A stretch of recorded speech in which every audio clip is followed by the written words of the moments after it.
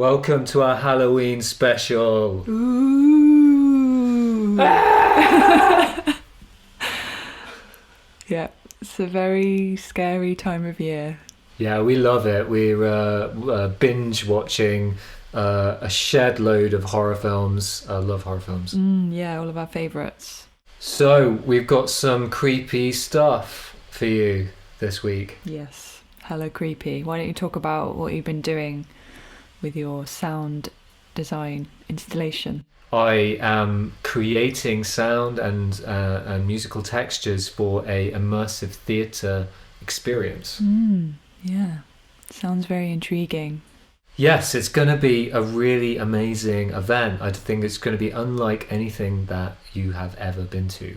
And I'm going to be playing some of my designs of the veil, which essentially is this kind of organic. I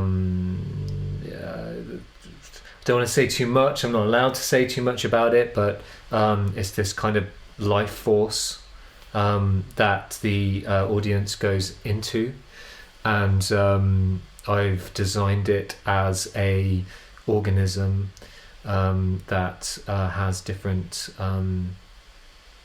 It has an immune system, it has a respiratory system, a digestive system, and it really sucks in transmissions and time and space, and is this kind of abstract life force.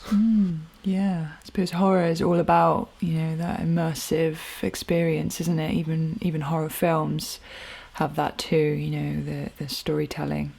So yeah, it sounds exciting and scary. Yeah. What else have we got? Well, we've got a very exciting interview with David Creed, who is a Bristol-based horror film director. He runs his own horror production company. And yeah, you sat down with him for a chat. I did. It was really, really interesting to chat with him. He's a really awesome guy, and he talks about his creative process and being a modern filmmaker as an independent.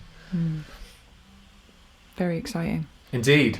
And I will be playing music from a horror film score that I wrote this year called 25.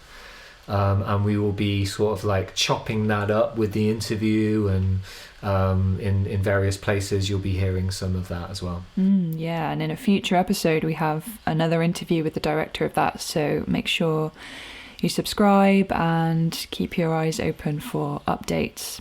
Yes, indeed. So let's get started, shall we? Yes, please.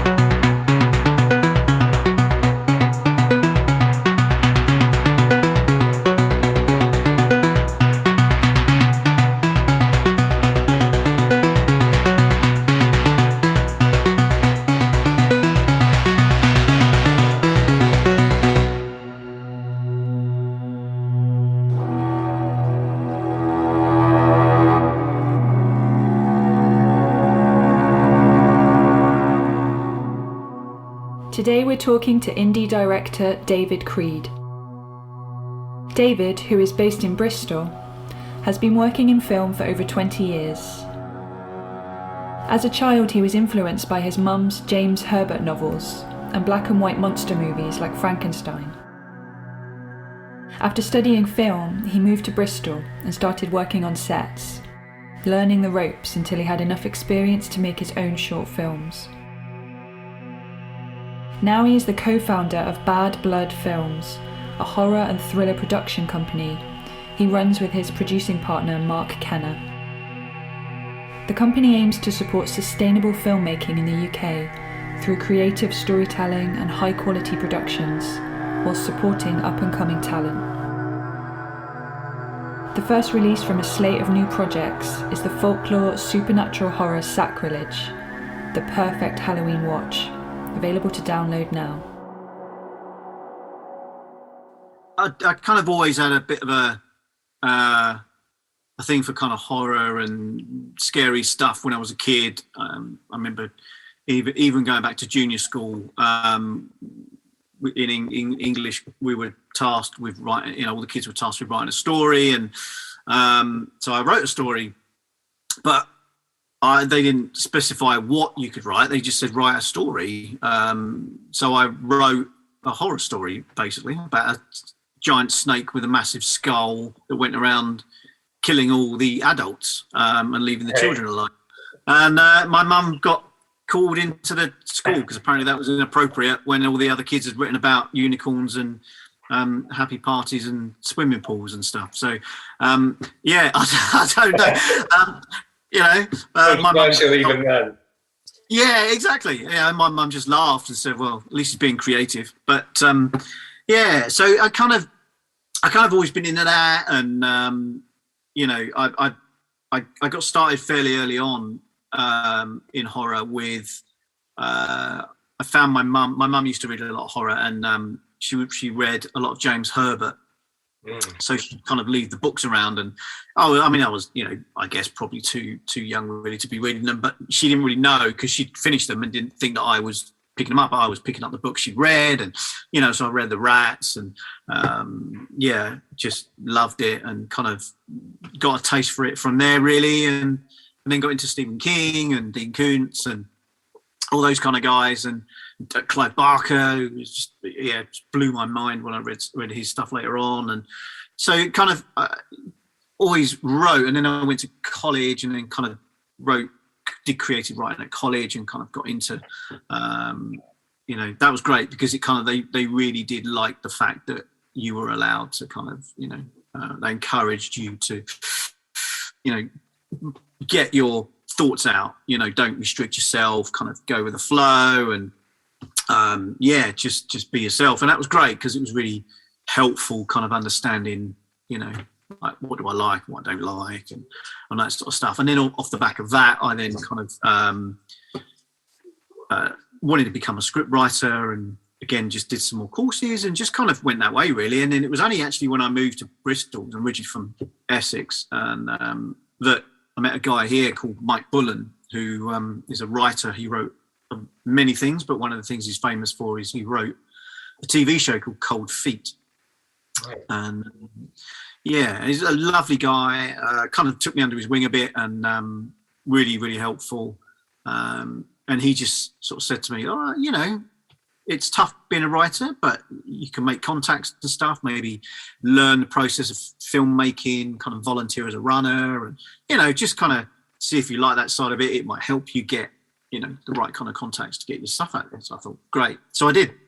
So I just then volunteered and kind of did all those kind of jobs like running and PA and that. And then I accidentally fell into being a grip, and then I went with that. So I was a grip for a while, and then I got into a camera department, and just kind of, just really enjoyed it. But then I always, at the back of my mind, it was always that thing where I wanted to make films and kind of, get my writing out there as a movie.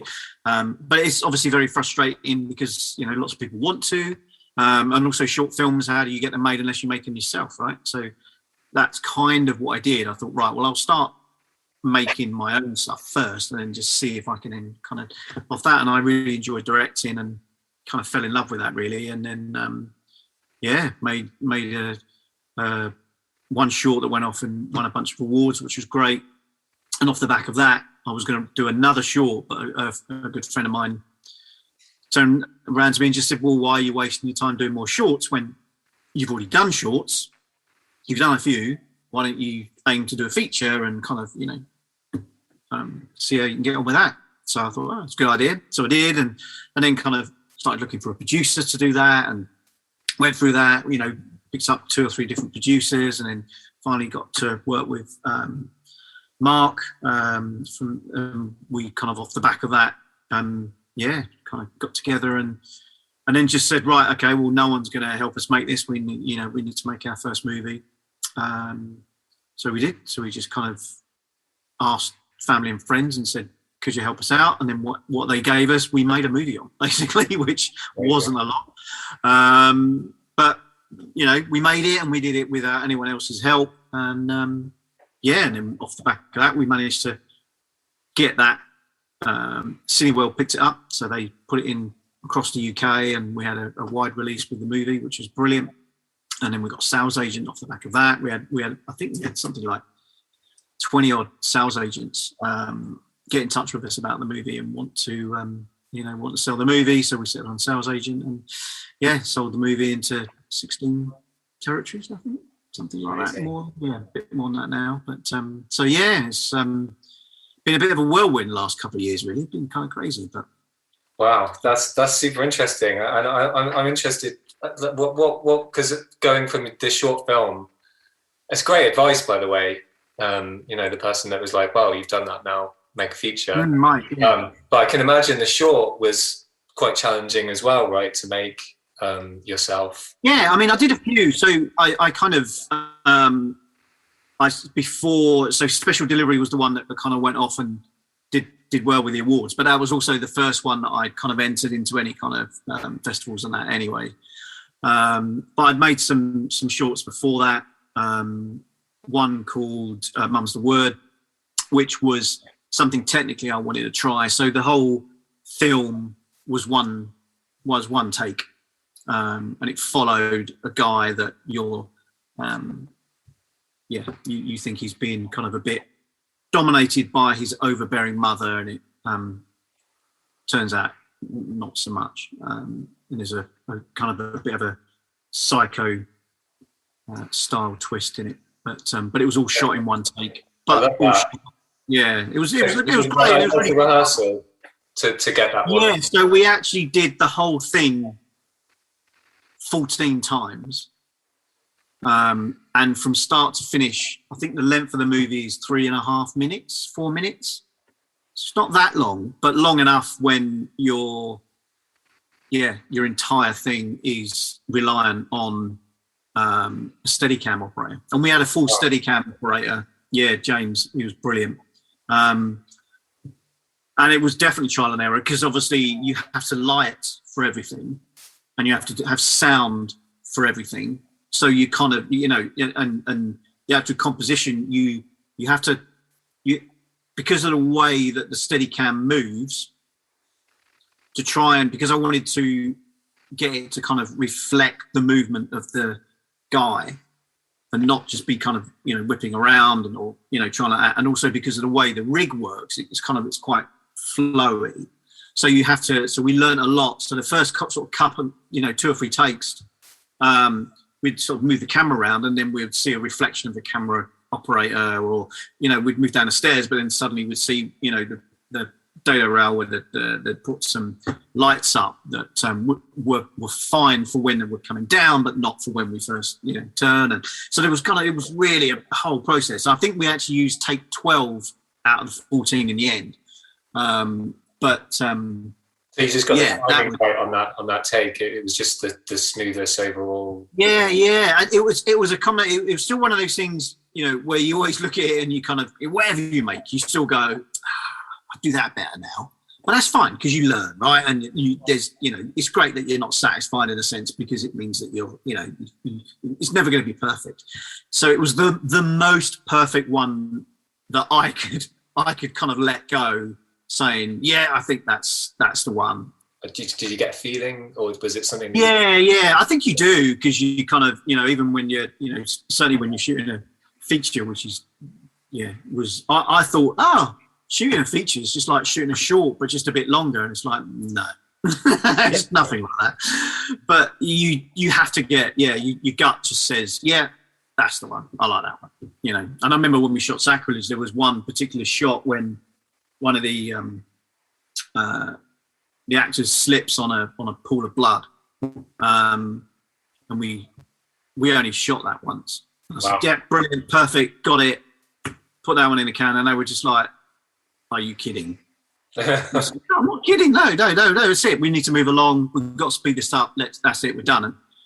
And honestly, they were pleading with me. Please, just do one more. Just do one more. You got it. You know, it's fine. It's fine. I said, no, it's fine. We got it. And thankfully, oh my God, when we actually got it in the edit, it worked perfectly. And you just like, thank God for that, because I only actually did that once. But I guess your instincts are so important, aren't they? Especially when you're doing these kind of projects where, you know, you have to get things to work. So you really and do you know what? And it's also about you know, obviously we're shooting on digital, so playback is instant, right? So you can see it anyway. I had, certainly on Sacrilege, I had an amazing continuity, script continuity. Ella, she was awesome. So she's always looking out for stuff like that as well. Sarah, the DOP, was brilliant because, again, she's looking, you know, all the composition that I'm asking her to do, she's doing it, but then making sure that it still connects, you know, to the next scene, the next shot, and you know what I mean. So, you know, so it's also actually, I think, helped by, you do have a gut feeling, of course, but at the same time, whilst you have to call it, you're calling it based on the trust you put in those guys to do their job, because they'll call it out. Well, you know, like there was a few times when I'd done some takes and I was looking at something else in the shot. And I was like, oh, that's it. I love that shot. That's great. Let's do that one. And then Cammy, the focus puller, would go, oh, no, Dave, I think I was soft on that. And then we'd run it back and you go, oh, yeah, just slightly. Oh, okay, yeah. And then we'd do it again.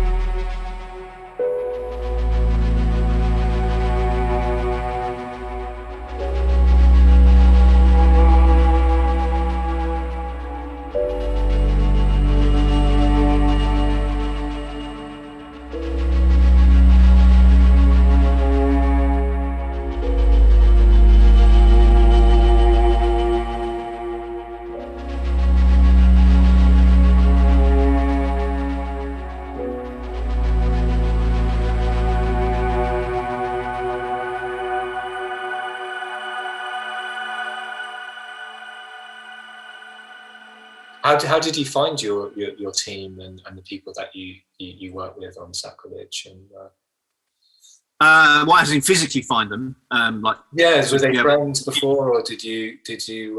Yeah. Again, because I kind of, so a few years back, myself and two friends, Ollie and Rob, we started something called the Bristol Filmmakers Group. Just because we'd meet up like once a month and chat movies and stuff like that, and then someone else asked if they could come along, so we said yes, and then someone else, so we said yes, and then we're like, well, we might as well start a thing, so we started a thing, and a lot of people I met through that, because it was just open to filmmakers in general, really, you know, not just directors or producers or writers. It was absolutely everybody. So there were people that were runners, there were special effects, VFX, composers, anybody and everybody was welcome.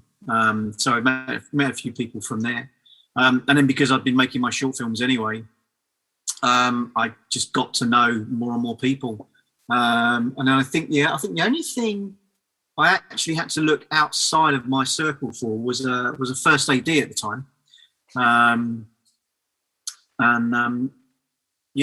That was it. But everybody else I knew, and then after that was one of my earliest shorts, and then after that I kind of met other first ADs and stuff through that anyway, and it was like, oh, okay, great, you know, go from there. So. Wow, it all just comes together in kind of strange orders over time, and then just all manifests perfectly. It sounds. It does. Yeah, it's really, really weird, especially when you're, you know, when you're making shorts, when you've got no money or very little money, and people are essentially doing stuff for, you know, for favours or for expenses and stuff like that. So you've got to go above and beyond. You know, when we made Special Delivery short film that went off and won awards and stuff, and you know, we couldn't pay anyone, everyone was helping. But what we did do was there was a restaurant next door to where we were shooting, so we paid for a buffet for everybody.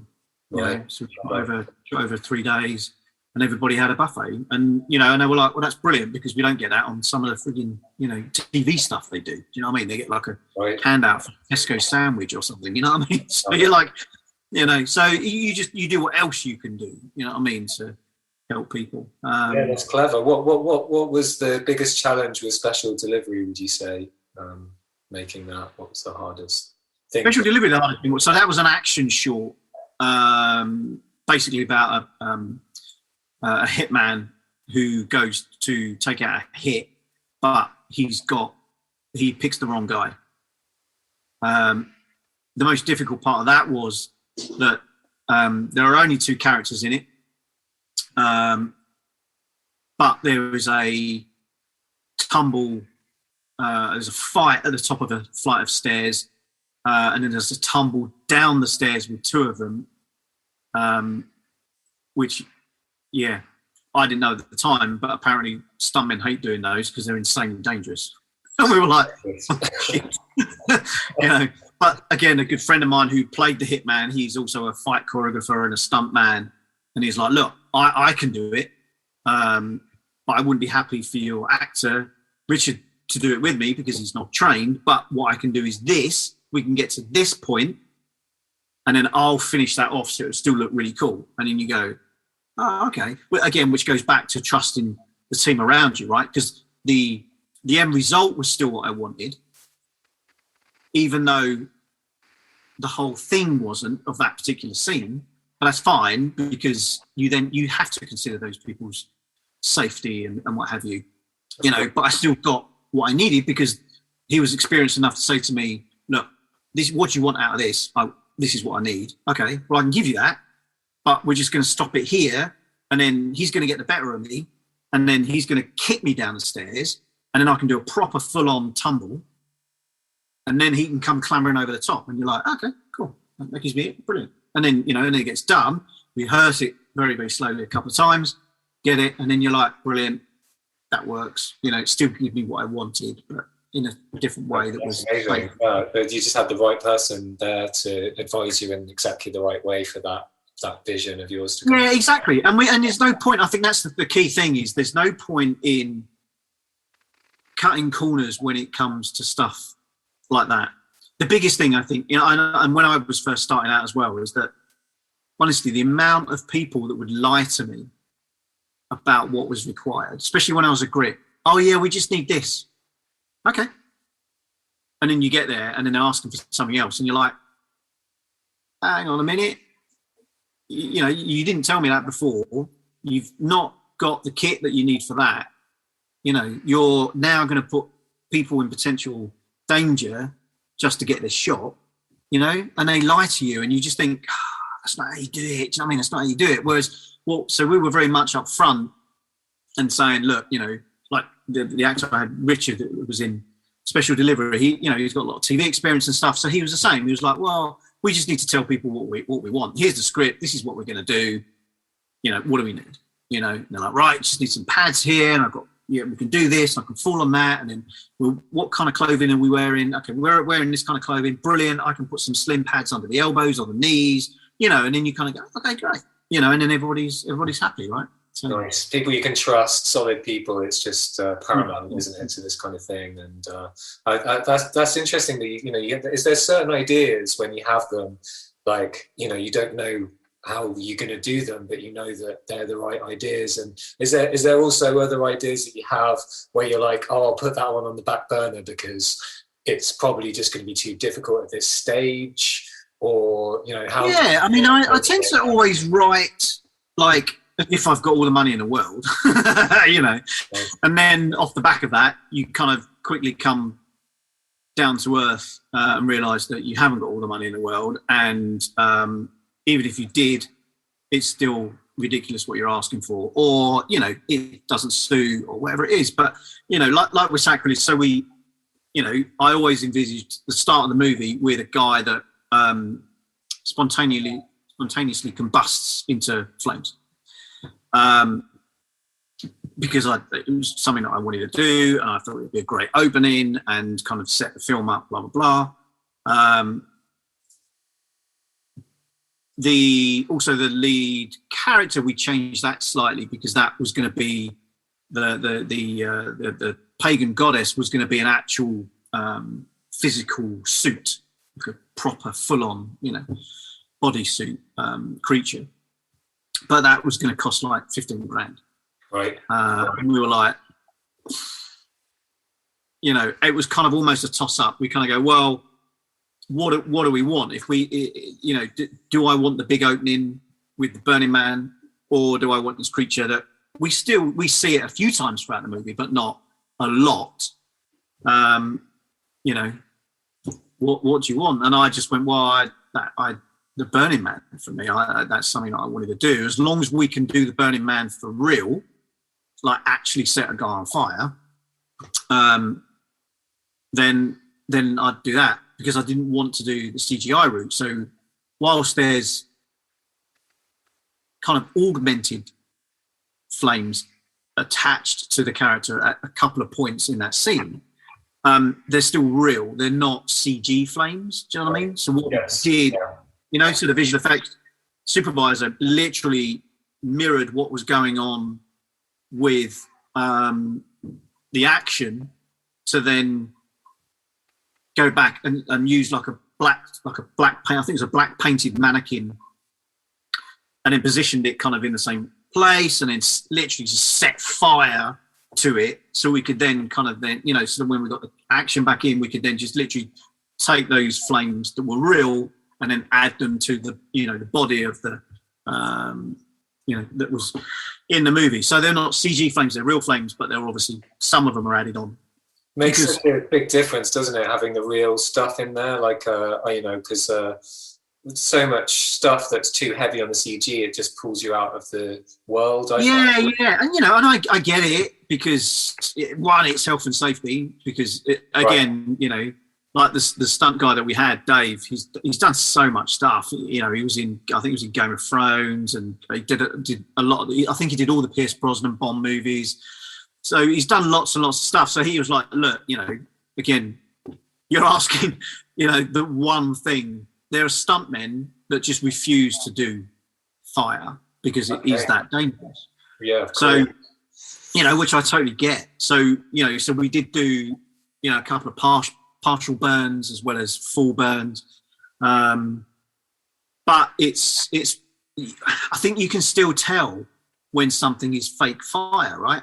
Like water, those elements. I don't think the technology isn't quite there yet for you to be fully immersed into a water environment or a fire environment when you see real flames, which is why I would still prefer, if I needed to set fire, have an explosion or something like that, you either use a derelict building that you can do it with, or you create a fake facade, or you create an actual scale model, right, and then blow that up. And like Blade Runner and Alien do that really, really, really well, with models. And exactly. In fact, I was literally, before we came on, I was just watching the Michael Keaton Batman, and they use scale models to really good effect as well, right?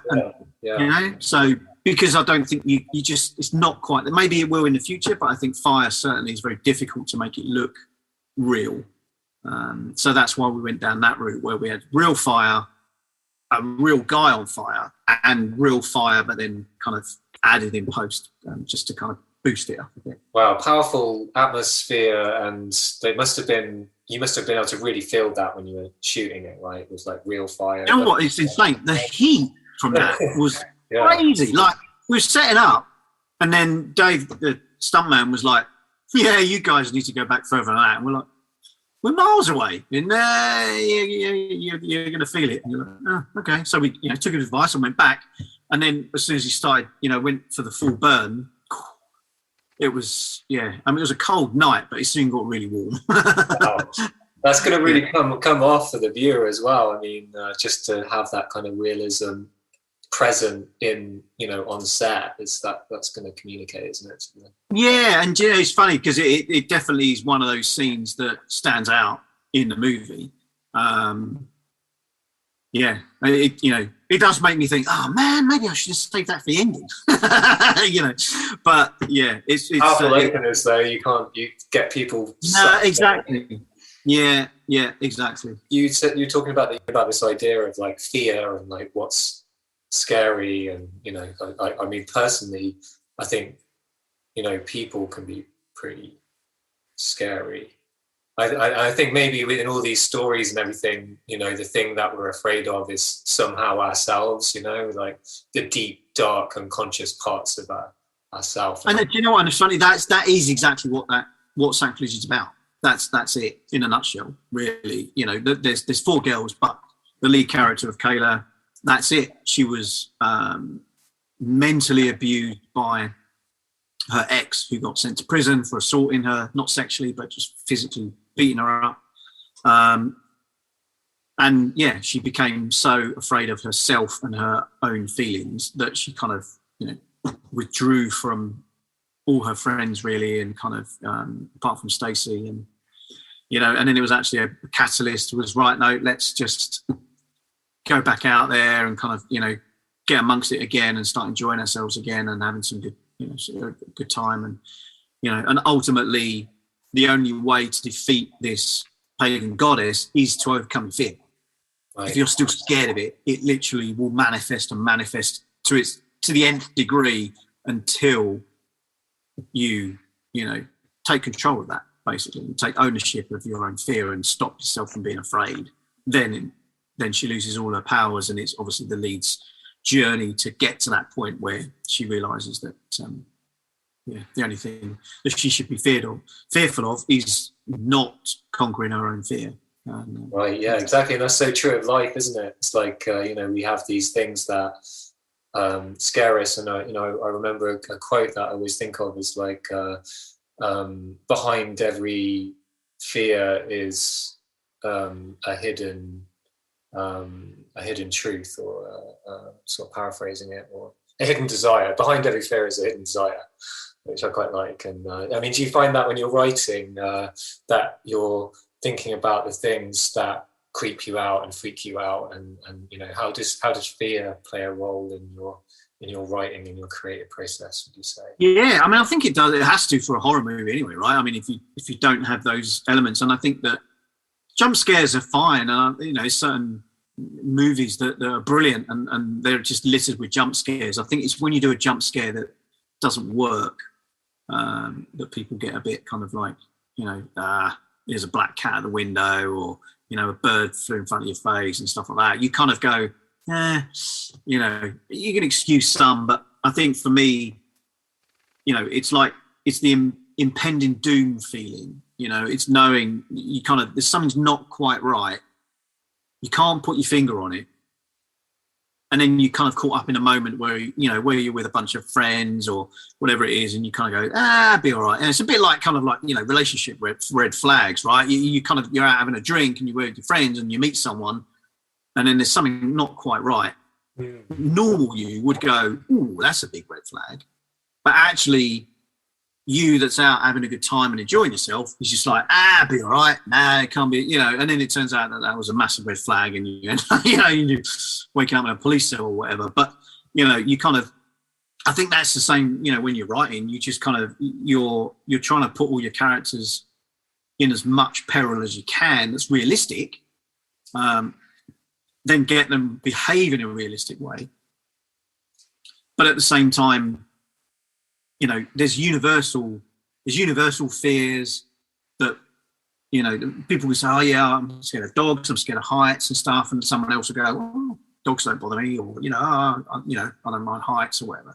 But certain things that always scare people, things like someone being in your own home, or being, attacked by someone that you love, right? Whether, it could be a dog, like Cujo, right? Loving big dog, gets bitten by a bat, gets rabid, then starts attacking the family, right? So you just stuff like that is inherently scary because it kind of could be real.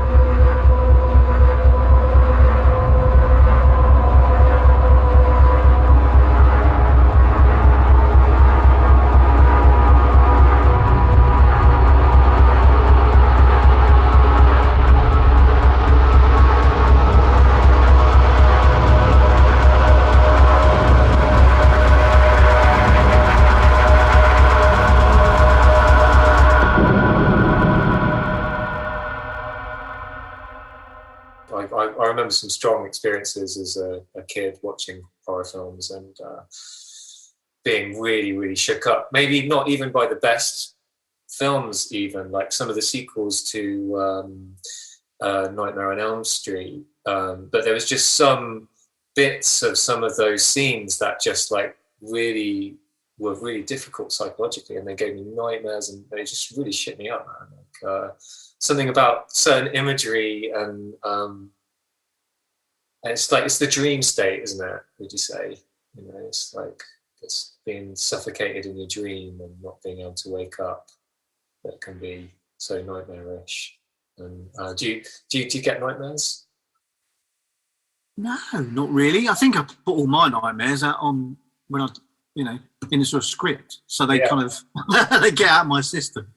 It's like a therapy for you to exactly therapy stuff out. Yeah. And do you think that that's how horror kind of serves the audience and audiences in that they get to like experience dark parts of themselves, or like what sort of function do you see horror films having for human beings? And because it's always I think that it's probably been recorded and researched to that point as well, where it's when one of the very first movies that was ever made was effectively a horror movie, which was a train. People came in and watched a train at a station, and it came at the camera, and people fled, like screaming and crying, and because they thought the train was actually coming out of the screen. And I think that's it. When people realised it wasn't, they then invited their friends to watch it, to watch their friends go through the same emotions that they've gone through. And you're like, that's twisted, but that's human nature, right? You kind of go, oh, wow, that was clever. That was scary. Like, to be genuinely scared in a horror movie nowadays is so difficult because we've seen all the tricks, right? So now it becomes, how do you take those tricks and just turn them in a slightly different way? Give the audience something they haven't seen, give them a couple of, bluffs, but don't do it too much. Otherwise, if you give them too many fake outs, then they just won't believe in your film anyway. There's a balance. So I think a lot of audiences now tend to like the kind of creepy build up, like The Conjuring. I love The Conjuring. I think that whole universe has done very, very well. Insidious, movies like that, they're very, very good at kind of making you nervous, on the edge of your seat. I mean, the recent remake of The Invisible Man was a really good example because, the guy could be sat in the room and you start going out of your mind. She starts losing the plot, or is she? Because she thinks, like she sends to her friend and he's like, what's up? And he goes, there's someone in that chair. And it's just a really still shot. Like literally just the camera's just locks off and it's just looking at the chair. It doesn't do anything. Interesting. Like basic filmmaking 101, right? Just lock the camera on a tripod and leave it running for 5 seconds. And that's it. Like there's nothing in there. I love that. Yeah, it's like what you don't see to the max. Like here's what you don't see. Here's a shot of what you don't see. Right. Brilliant, right? Because you kind of go, how easy is that to get that, elicit that emotion? And they're great because obviously, Warnell then switches the camera around and he kind of does slow push on the characters' faces and stuff, and then comes back and it's great because you just don't know. Even that shot in the kitchen when you've seen Invisible Man, right? I've seen the original and the 90s remake, I think. Oh, so you haven't seen this one? I haven't seen this one. No, I must. Okay, watch it. It's very, very, very, very good. There's a scene in the kitchen when something happens, but even as the audience, you're not sure if it just happened because it can, or was there actually the Invisible Man there making that happen, Right. And I love that. Yeah, that's great. That's what movies are about to me, right? Making the audience kind of go, hang on a minute. And then even if it didn't, you leave this cinema and everyone's chatting about it. Oh, I like this and I like that, and that was creepy and that was scary, and I jumped there, and and I think that's it. I think the biggest sin a movie can commit is if you're bored, right? Yeah. If you elicit a reaction from people, even if they don't like your film, that's fine.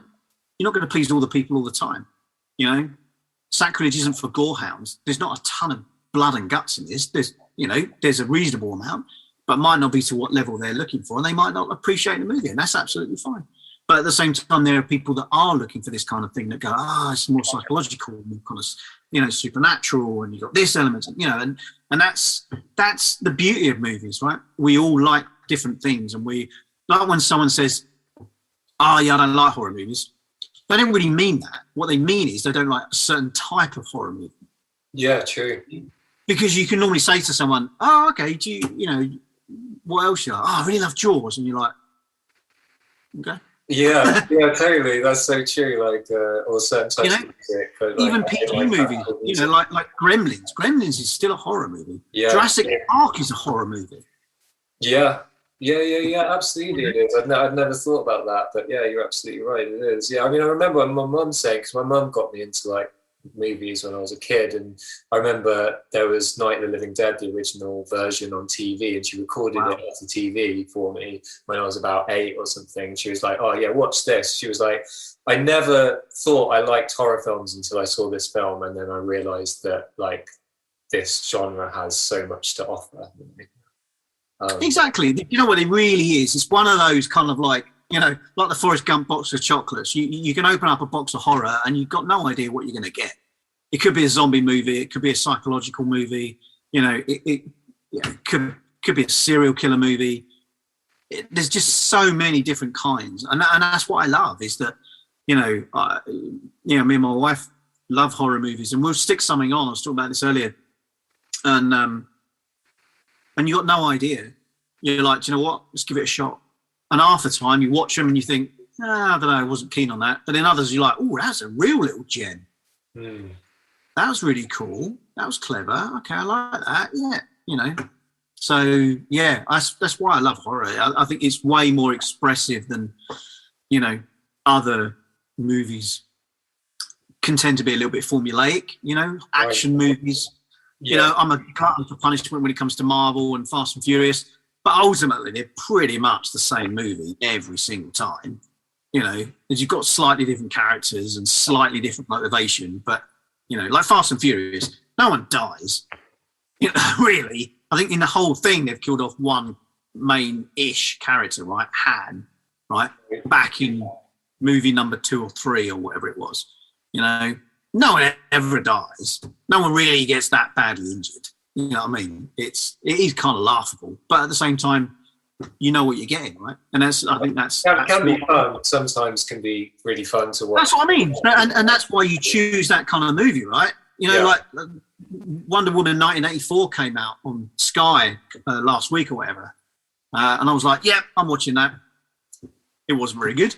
I thought, the first one I thought was great. Second one was all right, but I'm still going to keep watching them.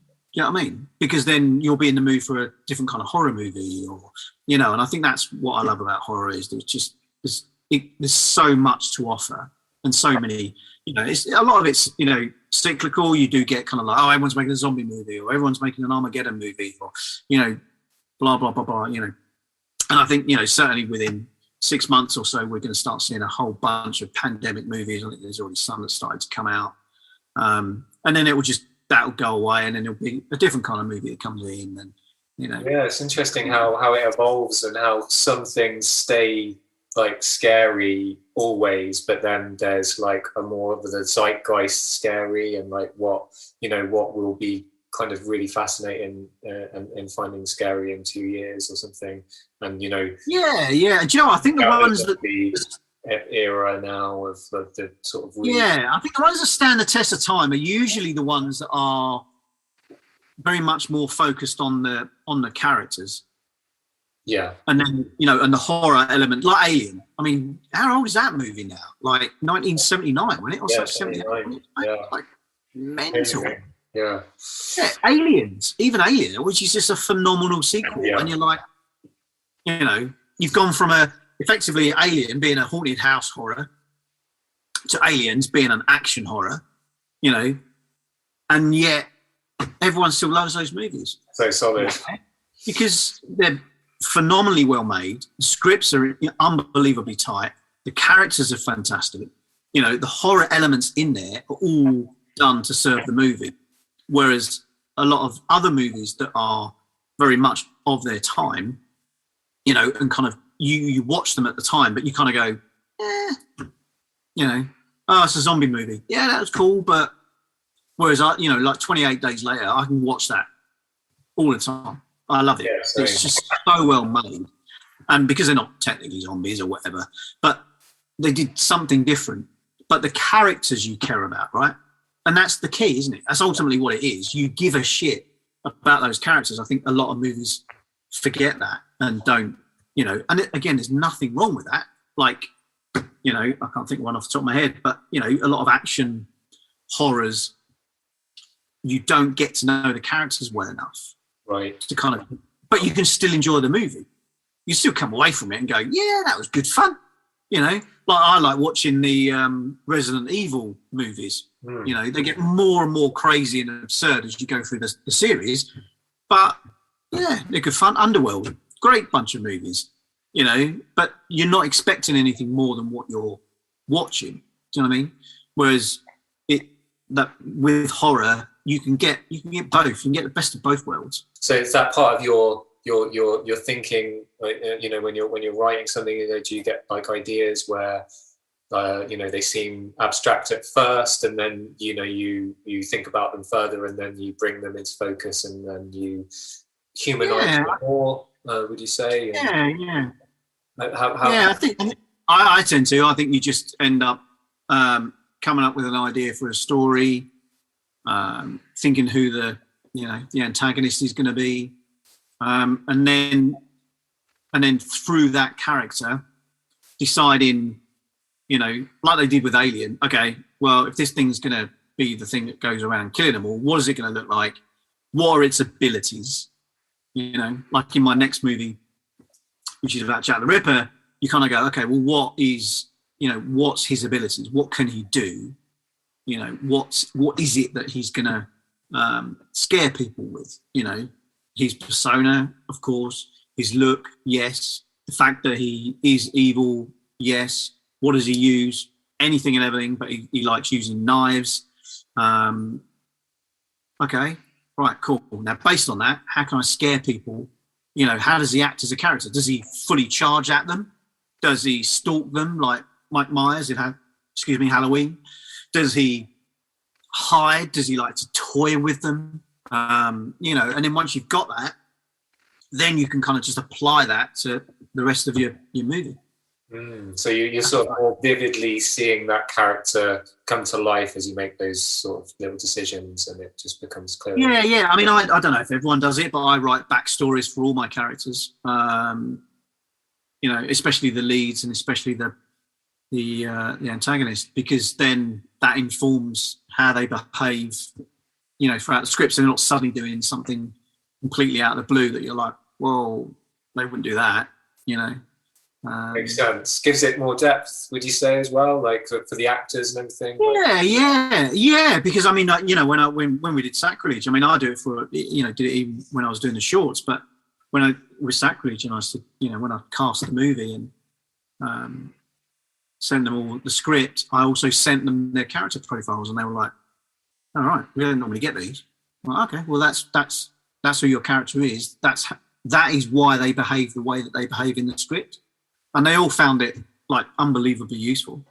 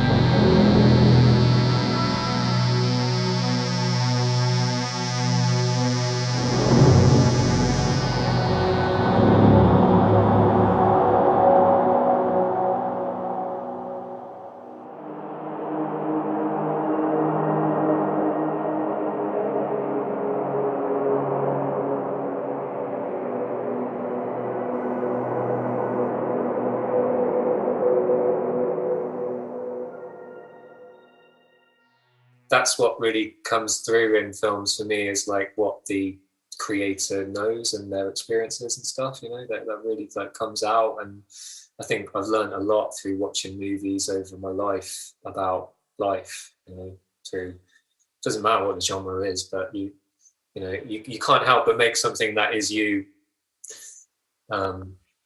because you are you. So yeah, no, totally. I think as long as you're kind of you're making sure that you're not just making a version of yourself all the time, or you pick certain elements that you quite like. I think one of my favourite movies is Ocean's 11, and I love that apparently Brad Pitt wanted a thing. He said to Steven Soderbergh, I want a thing. There's got to be something that I can be doing. He said, right, I'm going to be eating. In literally every scene I'm in, I'm going to have some kind of food. And Soderbergh was like, what? So they did it. And it worked great because it was a character thing. It meant something, and there was something for him to kind of latch onto. And I think that's it. That's a character trait. And you get those character traits, you see them all with all your friends and family, and you go, oh, that's interesting. I watch people all the time, and you kind of go, oh, they always do this. Yeah, that's really interesting. Yeah. I guess filmmakers and artists are keen observers of human nature, because essentially that's it. That's what's on the screen, right? Yeah, absolutely. And also, you work with your actors. When you've gone through it and you're chatting to them and talking to them about the character and what they're going to go through. They'll ask you, okay, well, you might give me a backstory, but why this, why that? Or they'll give you suggestions and just say to you, look, can I play it like this? And you go, well, I don't think the character should have a limp. Probably not going to work out later on, but at the same time, they'll offer you something else and you go, I like that. That's a really good idea. Let's do that. And then you speak to your script continuity supervisor and you're like, okay, can we make a note, please, that is a thing? So we've got to make sure that she does that again at some point. So it's again, it's the whole collaboration side of it. Yeah, that's cool. So there's an openness to be making creative decisions when you're shooting and that kind of thing. Yeah, I mean, stuff like the character sort of stuff you tend to get before you shoot, just so it's not something on the day that you go, hang on a minute, what are you doing? That's cool. Yeah, I think it's an interesting profession, being an actor and sort of living and breathing the characters that you're writing for your films. And how do you find working with the actors generally? I love working with actors. I mean, again, when you've got good actors, and I've been fortunate enough to have good actors in everything that I've shot, shorts and feature, and I think you appreciate that, everybody has a different method, a different way of getting into character, or, especially when you're doing a big emotional scene, or you're doing a scene that's quite physical, and because you can, there's the main types of physical scene is either like physical as in sexual, physical as in a fight, but a fight that's more action oriented, or physical as in someone's intimidating you, holding your throat, for instance, your clothing, kind of, that kind of physical way of doing things. And you have to be very open to suggestion. Obviously, like there's a love scene in Sacrilege between the two female characters, and I sent them both a clip of a scene in a mainstream movie, and I said, look, so you have complete openness from me as to how this is going to look in the edit. There you go. And as soon as they watched it, they were like, oh, cool. Yeah, of course. Yeah, we'd be happy to do that. And I'm like, okay, cool. It's just great communication. Yeah, because you're asking them to not just bare their soul, but bare their bodies on screen. So it's your responsibility to say, this is how I'm going to shoot this, and this is how it's going to look in the edit. This is what I'm going for. This is the tone that I'm going for. This isn't a sex scene. This is a love scene. This is the reason behind it. This is, blah, blah, blah. So you get, again, all the backstory to why it is what it is and where it's coming from, where it's going, and, how that plays out in the movie. And then, it becomes, oh, right. So it's not just a sex scene. No, it's a love scene, but it's also, especially to Sacrilege, critical to the movie. If we don't have that, then when you get towards the end of the movie, you would kind of go, huh? Do you know what I mean? Like the motivation behind the character and what the lead character does at the end of the movie is based a lot on that particular scene and how she feels about that. Right. So, yeah. So, and I think that's it. You get a lot of it where it's gratuitous and stuff, and I get that. People are still going to want to see that, but, I'm not kind of interested in that side of it, really. Same with fights. It's like, look, I've been a martial artist since I was 6 years old. I've trained to do that kind of thing, but ultimately, unless the story logically has a fight scene in it, then don't put one in, because it will just feel shoehorned. It's great talking to you, David, and we sort of represent a lot of filmmakers, like up and coming filmmakers and composers and writers and stuff. And I just wanted to ask, maybe as a final question, if there's any advice that you might give to people starting out in filmmaking or writing. Yeah, do you know what? It depends on what you want to do as a filmmaker. I mean, when I say filmmaker, I mean absolutely anybody that's involved in making that movie, whether it's a composer, a Foley artist, a runner, whatever it is that you're doing that you want to do. Certainly if you're starting out, look on the filmmaking websites, Rain Dance, Shooting People, Mandy, there's plenty of others, Stage 32, and start volunteering and, working on movies, short films, music videos, whatever you can get, kind of cut your teeth on, because you'll find out as a process of doing that whether you like that or not. If you're not involved in that side of it, for instance, like a composer, for instance, if you started getting tracks together, if horror is your thing, or if it's just music in general that you want to write for movies, then again, still trawl those sites, because if anyone's putting a post up about, you see it all the time when they say, there's a Bristol filmmakers group that's like Bristol Crew, I think, and it's it's like, cast needed for blah blah blah. Do you know what? Even if you're a composer or a Foley artist or visual effects or whatever it is, use that same email address and say, hi, I know you're looking for so-and-so, but I'm a composer, I'm a visual effects artist, I'm a grip, I'm a camera, I'm a whatever it is, right? Can I come and work on your movie, please? I've got a camera op at the moment. That's okay. Won't cost you anything. I'm just happy to come down and see what they're doing. Can I give them a hand? And you go, yeah, okay. We gave people, on Sacrilege, we gave people an opportunity that they never would have had before. We worked with Screenology and said, look, who wants to come and work on a movie? And we bit our hands off. I think we had 4 or 5 students come up and work on a movie, because they would, did we need them? Probably not. Maybe not. I don't, maybe we did. I don't know. I didn't get too involved in that side of it, but ultimately they had a great time. They learnt a lot. And we'd be inviting some of them back for the next one. You don't ask, you don't get, basically. People don't know who you are.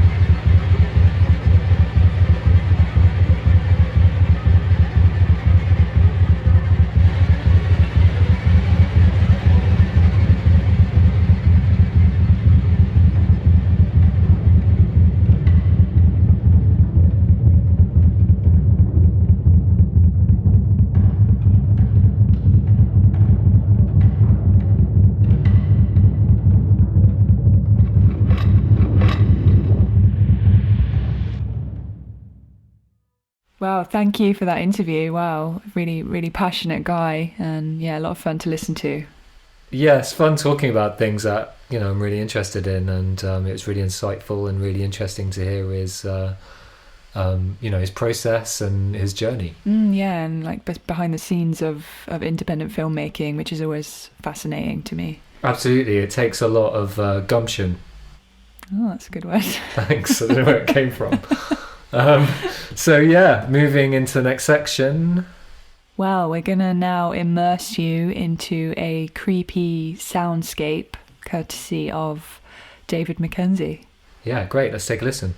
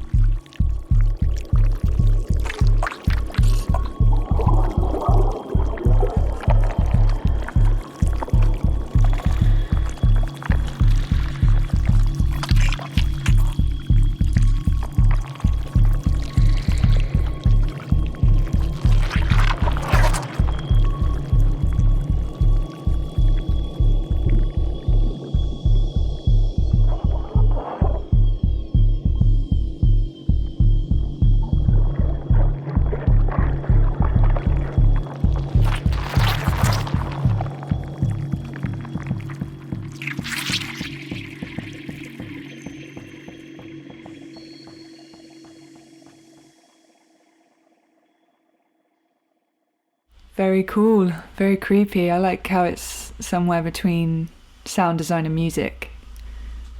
Thank you. Yeah, well, I think that's the way that I engage with sound design, being a composer, and my brain is always connecting with things on a musical level. So I always approach any design work with musicality, or at least I try to. So I'm glad that comes off. Yeah, it's so important in horror as well, isn't it? Sound and music. It's, one of the main parts of a good horror movie or horror experience. Absolutely, and I like when you don't know where you are, where things in the sound blend into the blend into the music and vice versa. I really love this original Suspiria score, and they use a lot of sound design within that score. It's immaculate. Amazing. Goblin, isn't it? Goblin, yeah. So yeah, Tar, very much for being here. Yeah, thank you for listening, and we hope you'll come back again. Yeah, we've got loads more coming, so please support us on our socials. Yeah, we're on Instagram as Pivotal Slice, and Patreon if you want to join our community. Yeah, please write a review at this critical stage of development of the podcast. We need to get ourselves algorithmic. Yeah, and subscribe, and tell your friends. Good old-fashioned word of mouth. Yeah, tell them. We love you. Thank you. Yeah, see you next time.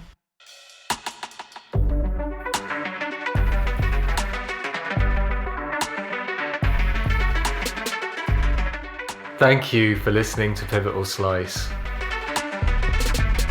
In our fortnightly podcast, We will delve deep into the creative process.